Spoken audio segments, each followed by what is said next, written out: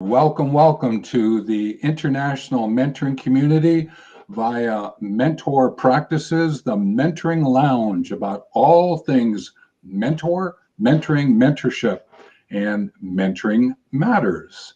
So, Doug and I are here from the international mentoring community, and we bring this lounge to you to explore, find, discover, shape, share ideas, insights, investigations, interpretations, and inquiries about mentoring. And today we've got the 5 tips to help you mentor with focus. That's where we're going to go.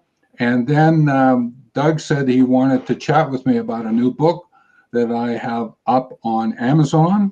I haven't actually done a full launch of it, but we can certainly explore it today.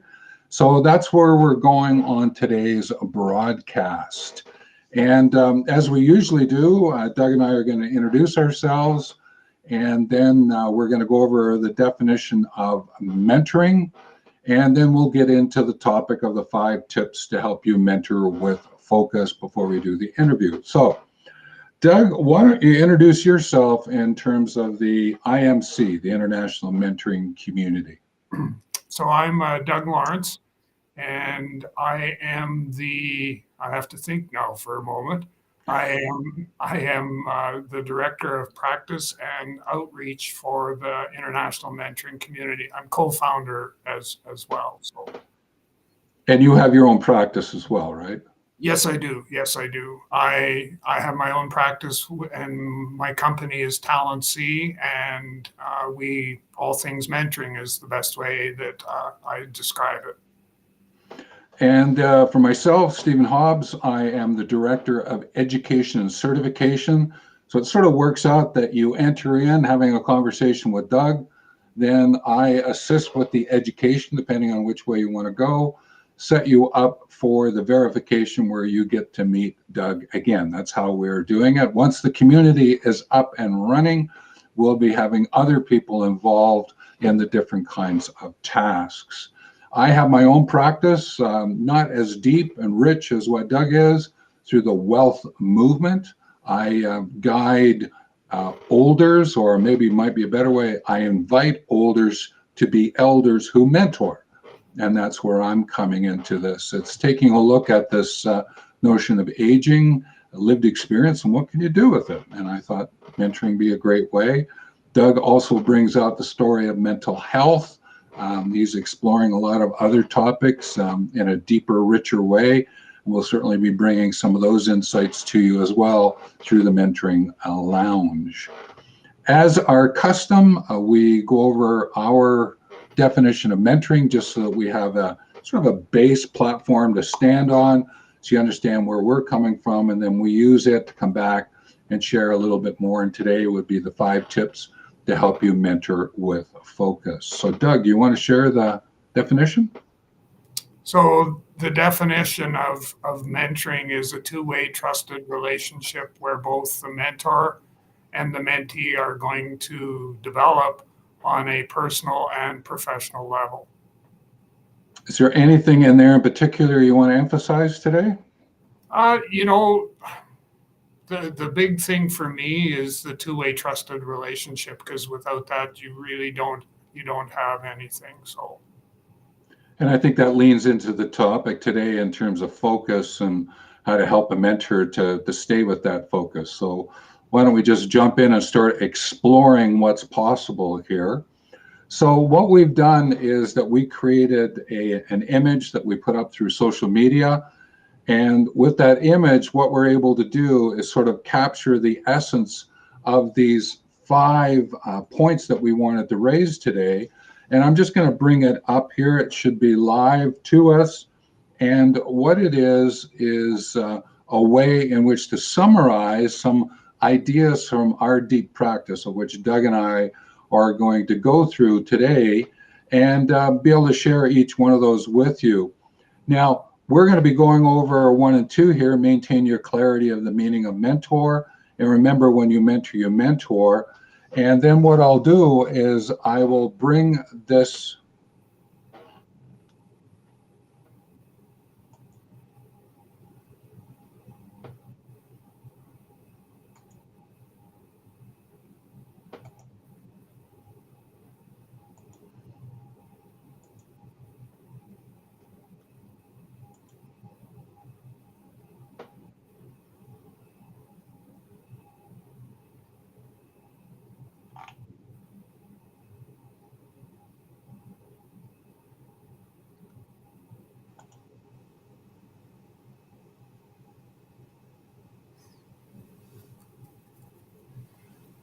So while you're sorting out, I'm going to take a look. We've actually got a question here from a Facebook user that asked the question, any wisdom on living with my 87-year-old mom? Unique question in that that can always be a challenge. And I know that I certainly haven't had it where any one of my parents or my in-laws have actually lived with me in that particular stage. But as a mentor, my advice to you would be you have this opportunity to tap into the lived experience of somebody who has been on this earth for 87 and some odd years. And you need to leverage that relationship and be able to draw on their lived experience to help you become, just that much more better of a person. And I think when you do that, you're going to demonstrate respect, and that's going to be something that an 87-year-old mom is probably expecting. Is that at that age, I know when I get to be 87 years of age, and that's maybe not that far away, but when I get to be that age, that there's that element of respect that I would be looking for, sort of the give and get type idea is. So anyhow, that's the wisdom I can pass on or impart on you today for, in relation to the question, any wisdom on living with my 87-year-old mom. And thank you for reaching out to us and posing that question. Yeah, that's great. Well, I think that I've got myself open twice. So I am going to close one. Okay.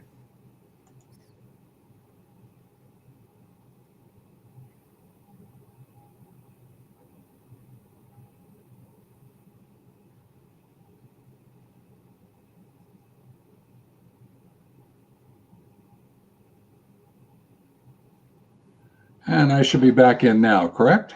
Correct. Well, that was kind of fun. I don't know what happened there. All of a sudden, and on my side, it just went off.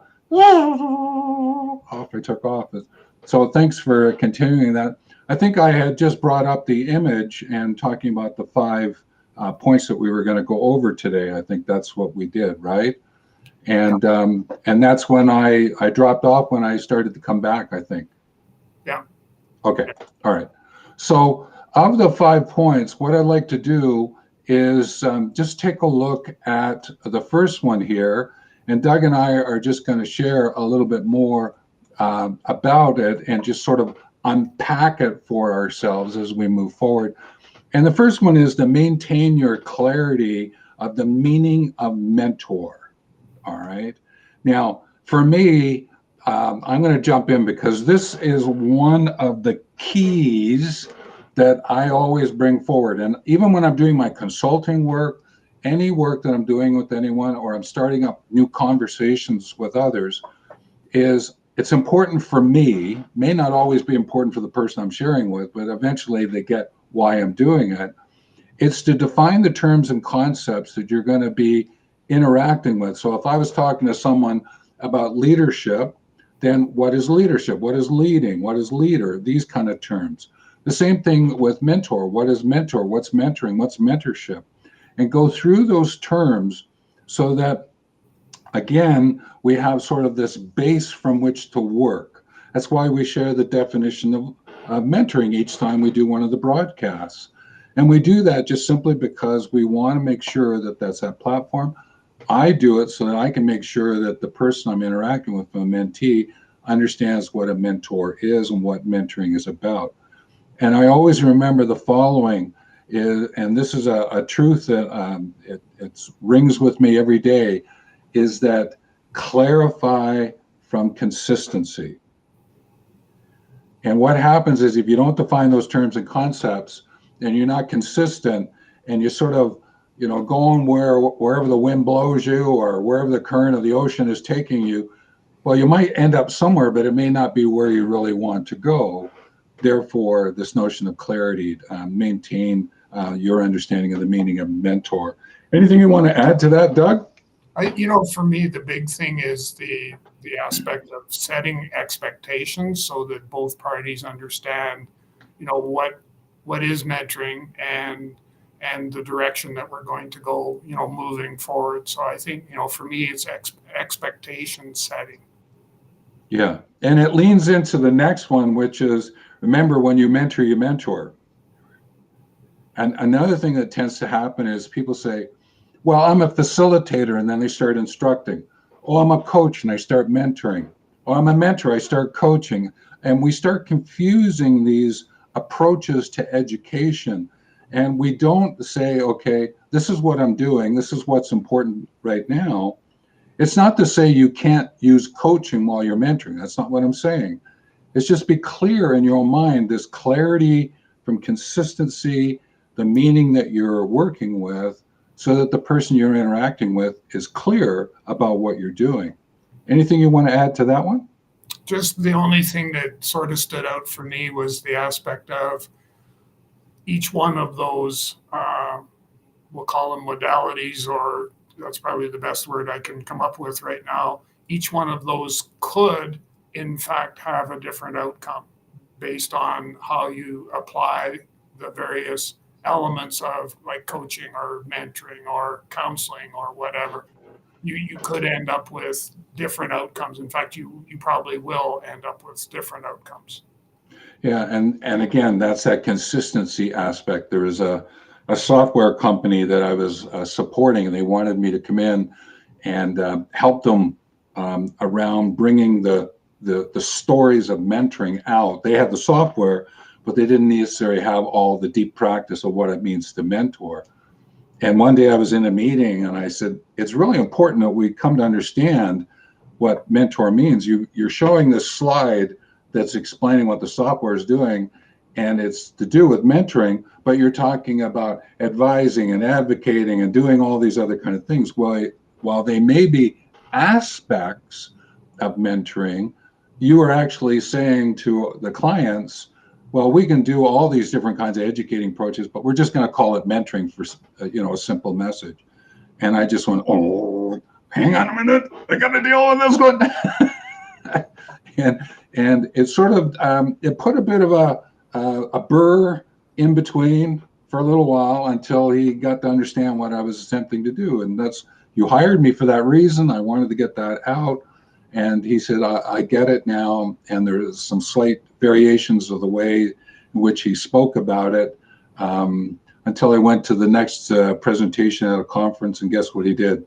He went back and spoke about it the way he did before. So I wasn't long for taking an exit from that company. So that's how much I will stand in those 2 points about maintain clarity of the meaning of mentor. And remember, when you mentor, you mentor.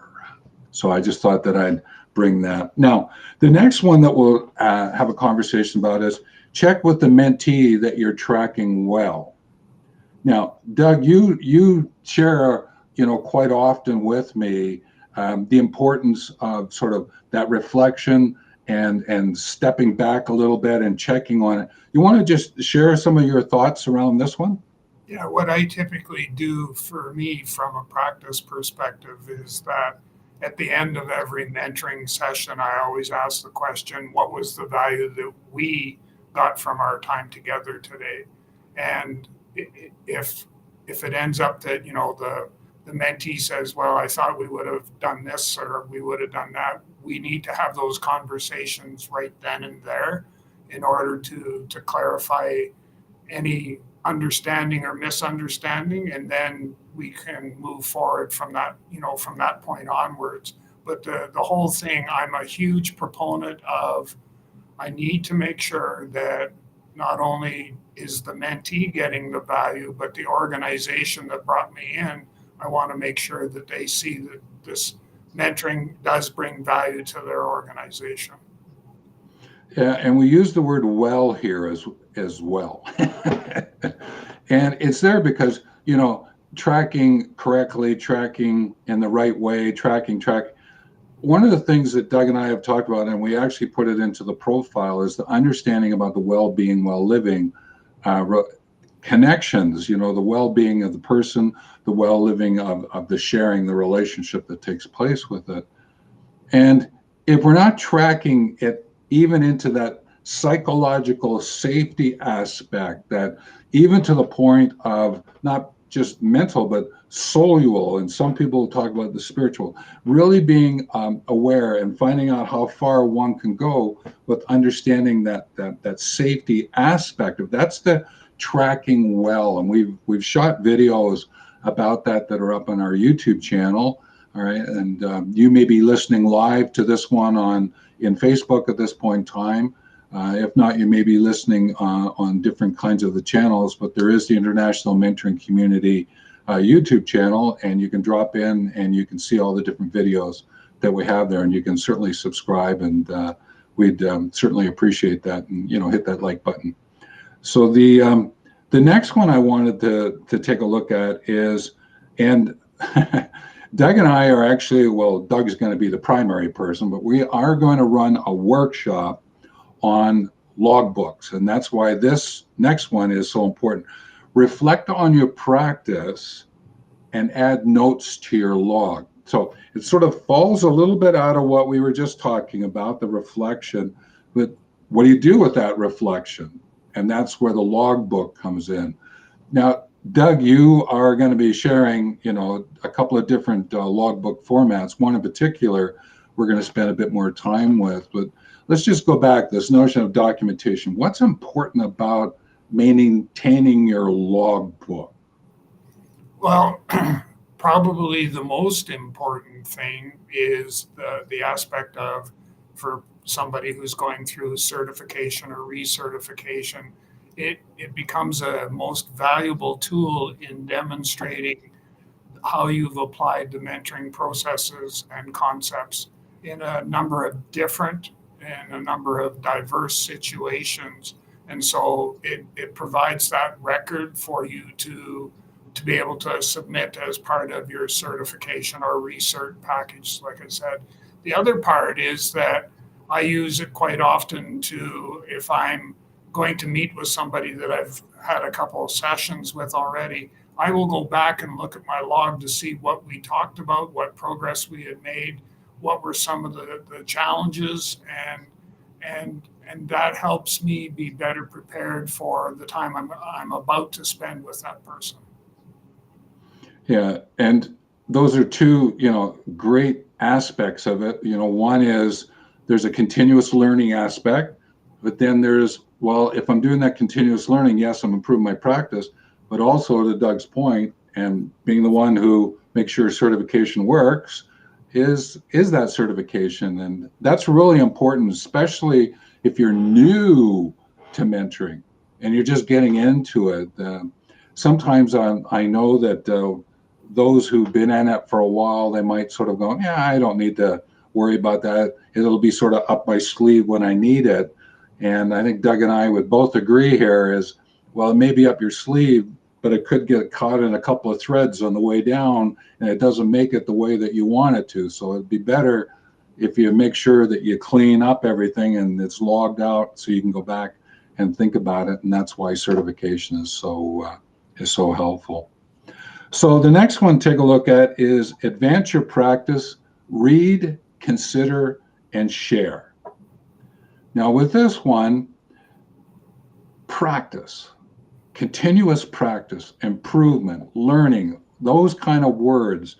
This is something that from a mentoring, tapping into mentorship is important again, because there's always little nuance shifts that are there that can help you. And Doug knows this, is that he started along a path of, mentoring in the workplace, and he's going down some really interesting pathways now about how to bring that in because of things like what happened in 2019, 2020, 2021 that brought a lot of issues to the foreground, mental health. And through his own practice of reading and considering, you dove into a whole nother world, right? Not that you didn't know about it, but you really dove in there. You've done some more certifications yourself, right? To and deepen and enrich. These are two words that we often use in IMC. Deepen and enrich your practice, and now you're sharing that. Do you want to anything you want to bring to the surface around what I just shared there? Well, it's, the whole aspect of, the certificate of practice mentor and the certificate of practice journey mentor is that it's a process of continuous learning and development. And so you're absolutely right. I was searching for how I described it to some folks was that I'm heading on this journey, and as part of that journey, I need to have the right tools in my toolkit in order to be able to bring value to a mentoring relationship, to create that deeper, richer mentoring relationship. And in order to do that, I'm taking some courses, online courses, and strengthening my ability to be able to deal with grief and bereavement on the mental health side of things, having a better understanding of the different stages of grief, and as well from there, understanding the impact that PTSD will have on a lot of those things. And I have my own lived experience, which I readily share as well. Like, I've done in excess of 90 podcasts where the primary topic was grief, post-traumatic stress, mental health, all of those elements. And my sole purpose is to share as much as I possibly can, the processes, the techniques, whatever you want to use, with as many people as I can, if I can help them in their growth, in their journey that they're going on for their mental health. Oh, for sure. Well, one of the ways that I do it in terms of deepen and enrich my practice, I enjoy writing. And we're going to go here in a few minutes and have a chat about the latest book that I have up. But Doug, you've got two already out there, but you've got a third one on the way. So he also does the writing, and I think tapping into your mentoring logs also gave you a lot of insights for the stories that you brought out in those books. True? True. Yeah, most definitely. Yeah. Because as I go back and reflect on the log and the different situations, it conjures up various situations that I can then sort of, apply in how I'm approaching different situations, and how I can share that to help other people in their growth and help them in dealing with their healing from a mental health perspective. Yeah.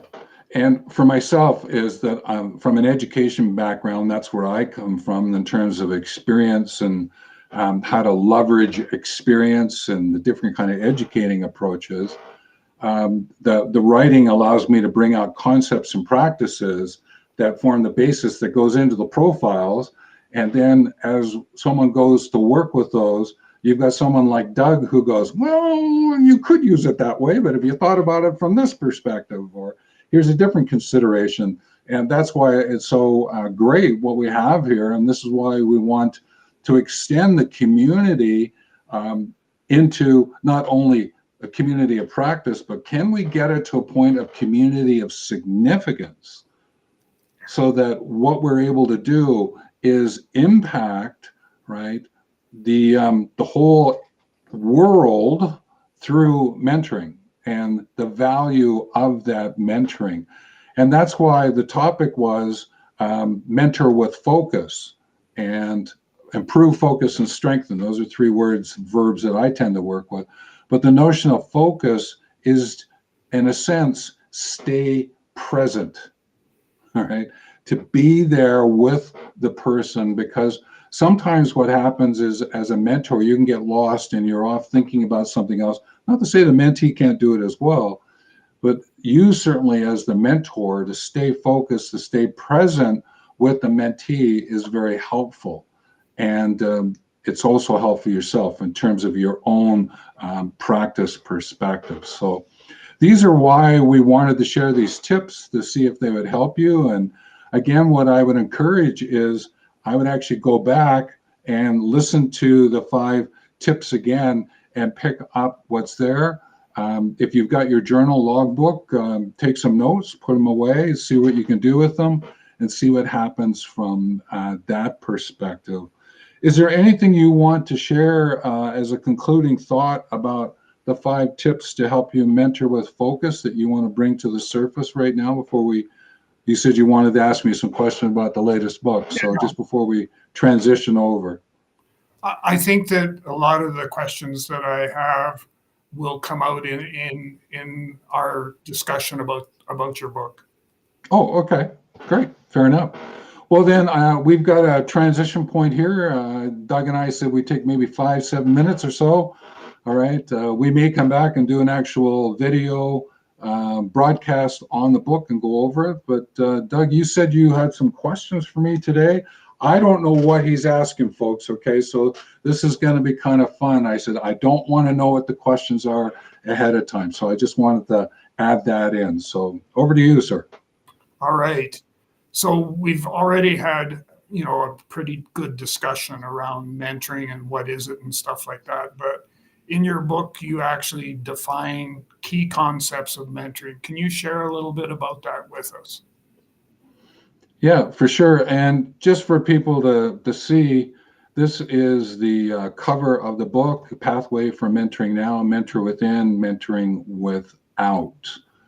And the book is up on Amazon, so I just wanted to get that component out. Now, in the book, what I did was that I was reflecting on my own practice of mentoring. So this is very much about that practice and seeing what is possible. And therefore, from a practice point of view, I needed to understand the concepts, a lot of the concepts that would be necessary to understand the way in which I go about my practice. And my practice can be somewhat slightly different to what Doug does in terms of how he unfolds it.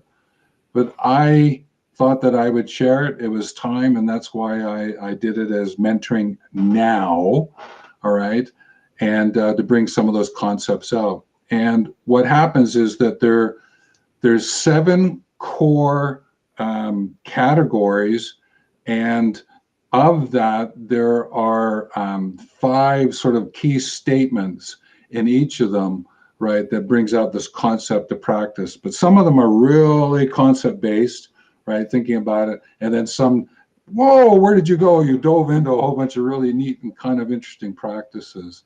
So did I cover what you were after for that one? Yeah, definitely. Okay.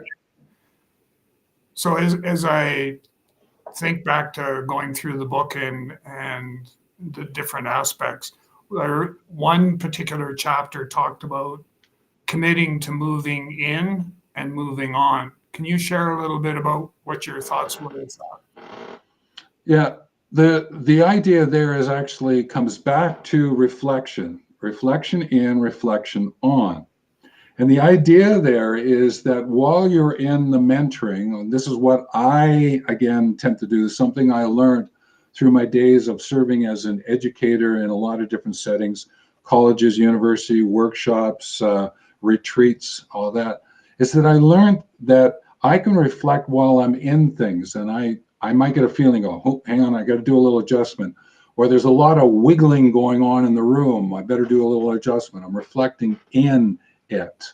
So when you're interacting with the mentee, you can pick up some nuances. We can call it body language, you can call it words, we can call it whatever. There might be just an intuitive, hang on a minute, something has to shift just slightly here, right? And that's reflecting in. It's while I'm doing it.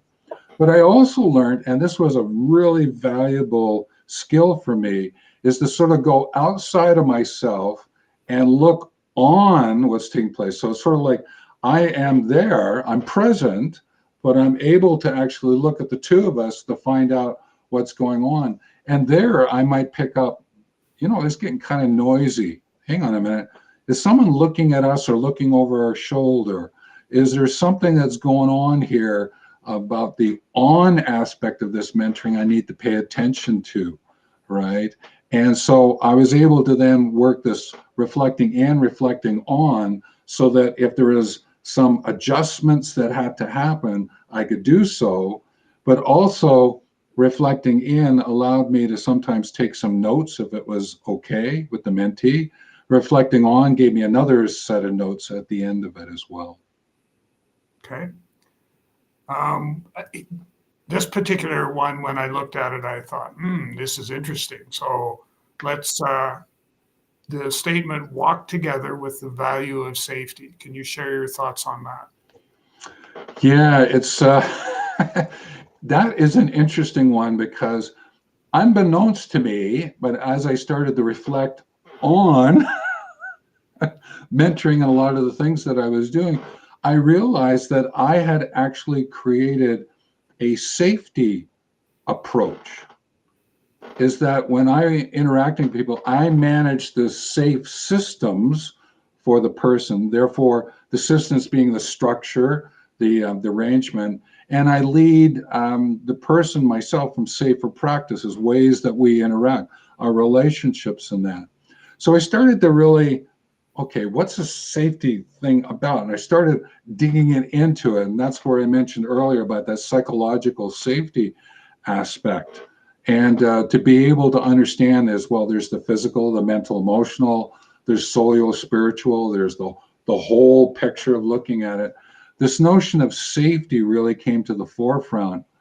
And I mentioned about stay present.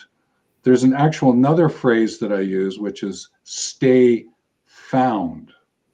And that comes about because of years and years of wilderness remote first aid that I instructed.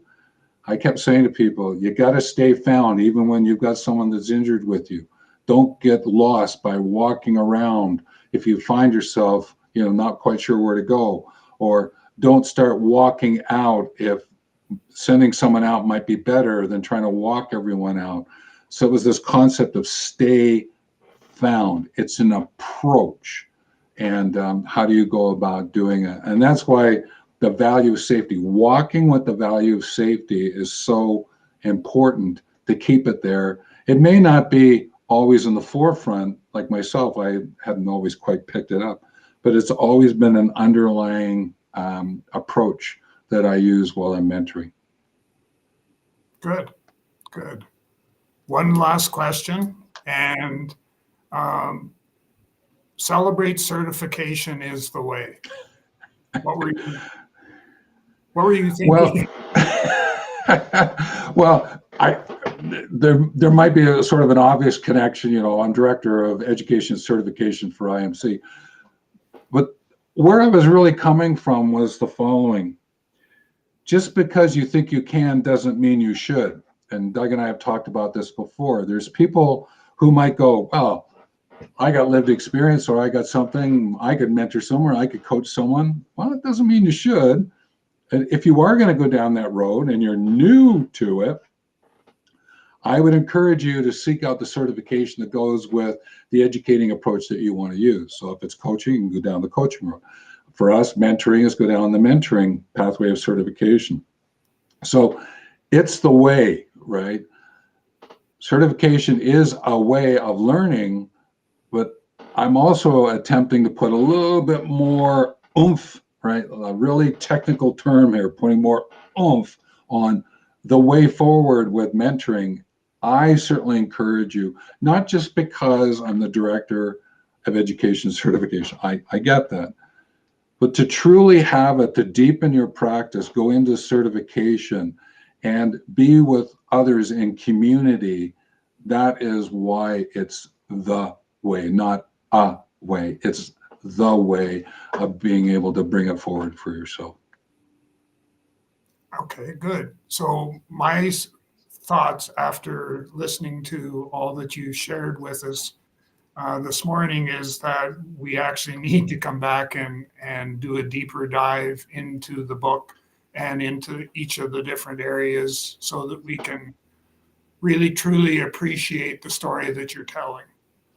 That'd be great. And there actually is a story in there as well of lawn or loan, depending on how one wants to say it. I wove in a character who is presenting situations that link up to each of the chapters. And I thought that that would be a great way. So there is a story character we can follow in it. So sure, I'd love to, we can certainly come back and do another one. And I also know you've got another one coming out, so maybe we can chat about it on even another broadcast. And for those of you who have comments for us or questions, or you want to share a funny, there is the comments section wherever you're seeing this video that you can certainly add it there. Again, subscribe depending on the channel that you're looking through. You can go to the website mentorpractices.com. There's the contact form there if you want to send us something. On the front page is the access to the certification. And it's fairly simple, I think Doug agrees, it's a fairly simple, is you just go in, you take a load, download the form, the profile form, do a self-assessment, and then have a conversation with Doug. And we help you sort out what's the best pathway through. To the point of maybe certification isn't the way for you, but the awareness that the certification system that we have is a way in which to start to learn about mentoring. So again, there's a good distinction between the a way and the way that we can bring it forward. So I think we're getting close to closing here, Doug. Is that true? Yeah. Okay. Nice. So as tradition, all right, I bring us into the mentoring lounge, and it is Doug who takes us out of the mentoring lounge. He gets to share something that he thinks is important for all of us to remember. When I know that he's done, I will just say, take care, and I will close down the broadcast. So over to you, Doug. What do you want to share with us?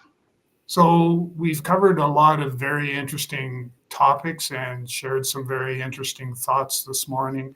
And the one that stands out for me that just pops when I reflect back on everything is the aspect of the walk together with the value of safety. And I guess a large part of my reason for that is I just keep thinking of the mental health journey and how, excuse me, how people are always looking for somebody to reach out and take their hand and help them. And so that statement, walk together with the value of safety, just stood out for me in that regard. All right. Well, take care.